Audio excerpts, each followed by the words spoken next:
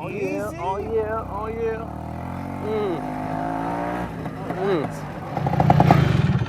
Oh, you want to talk about reconciliation? If it's on the map, I do. Oh man, it's right here. We've already had to reconcile several things since this road trip That's just true. started. That's true. Like the fact that I'm sitting in this cart and you're sitting upright Well, like that. yeah. The fact that you snored a lot last night at the Motel 6.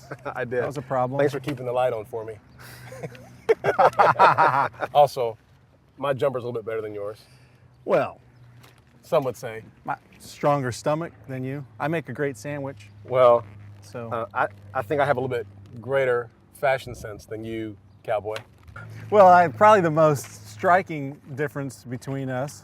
There's a lot. Well, yeah. But Talk about it. There's Talk an about it. obvious one that I'm sure everybody's already thinking about, whether it's sitting. You can see it. I mean, you can see it just looking at us. I'm from Hyde Park. You're from Kentucky, so Wait a minute. you know, big difference. Northern Kentucky, thank you very much. Northern Kentucky. And Hyde Park, Close. I mean, it's more like Same. Oakley, border of Norwood, so really. There's some differences between us, but we're not really here to talk about No, us. I mean, but feels I like we do are. want to ask you a question.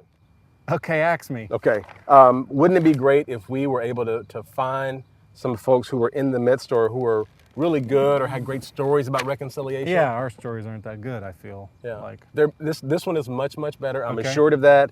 I've got the map right here, and it's, down here. You want to hold that for me? It's down yeah. here, reconciliation. This is kind of the road trip that we had set out for anyways, This wasn't is it? going to be good. If I can just, oh yeah, this thing is really strong. No problem Take here. a left at Unity.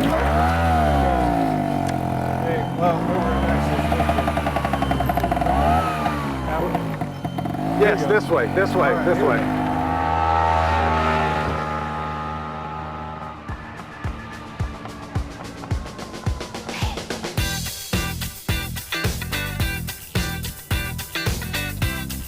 You're going to want to get the highly dynamic mic for my deep, sensual tones.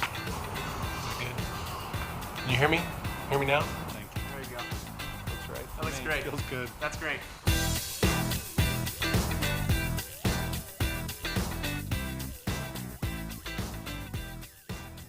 All right. Guys, Tom. Buenos dias. Lisha. Hey, Tom. How you doing? I'm David. Wow. Hi, Lisha. Have a seat, guys. Let's do it. Come on. Right over here. After you. Guys, thanks for having us out here on your deck. It's good to see you. So we're kind of exploring reconciliation. You guys are experts at reconciliation. Why? I don't know about experts, We have some experience. but teensy bit. About a year ago, we were basically pretty much divorced, and came to a spot where, through talking with a lot of different people, realized we needed to, we definitely needed to at least talk things out. What's the spot that you found yourself in? I mean, things hadn't always been easy. I mean, early in our marriage, we've only been married 6 years, but we lost 4 babies in a 14-month period. Oh, So we had grief to deal with together, and we weathered that. And then we had a job loss and then extreme financial difficulty. And then he had gotten to the point where he was working a lot and then volunteering a lot. So I was home by myself with our newborn, and I was working 40 hours plus per week. And I had gotten to the point I just felt invisible. And I told him, I said, Tom, something's got to change. Then finally, I told him, I said, there's a man that I work with who I'm insanely attracted to, and it would be nice if if he just flirted with me once. I said, I'm becoming very indifferent. Didn't hit me the severity of how bad it was. Yeah, so finally, about a month after that, things still didn't change, so I indulged and started a long emotional and physical affair that lasted probably like 5 or 6 months, something like that. Tom, did you know that was going on?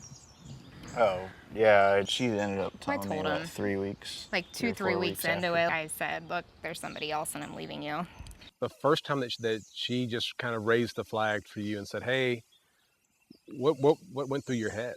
When she warned me, I didn't understand that it was that serious and that bad. And I thought, well, we're gonna go counseling at some point, and just thought it was didn't think it was serious enough, and thought there was gonna be another time. that we were going to talk about it. And next time that serious talk happened was when I realized it actually happened. So how did you react to this news?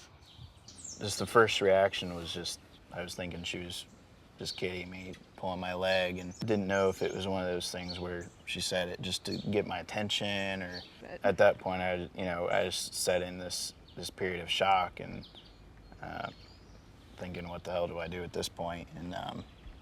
And I didn't really know what to do, so I just kind of reclused and got pretty mad.